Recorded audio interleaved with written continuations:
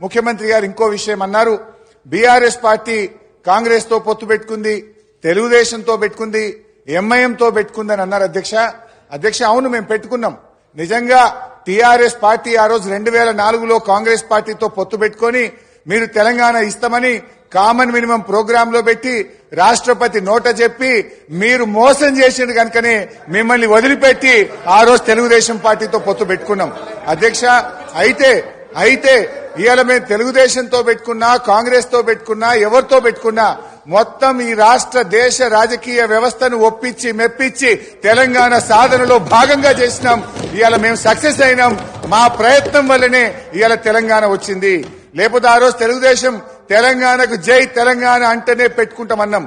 మాకు సీట్లు ఓట్ల కంటే కూడా రాజకీయ వ్యవస్థను ఒప్పించాలి, మెప్పించాలి, ఈ రాష్ట్రాన్ని సాధించాలని ఒక వ్యూహాత్మక భాగంలో మేము చేసినాం. ఇవాళ విజయం సాధించినాం. ఇవాళ రాష్ట్రాన్ని మేము సాధించడం అనేటువంటి విషయాన్ని ముఖ్యమంత్రి గారు గుర్తుపెట్టుకోవాలి. ముఖ్యమంత్రి గారు ఆయన వ్యక్తిగతంగా పదవుల కోసం ఆయన పార్టీలు మారింది తప్ప మేము ఇతర రాజకీయ పార్టీలతో పొత్తు పెట్టుకుంటే తెలంగాణ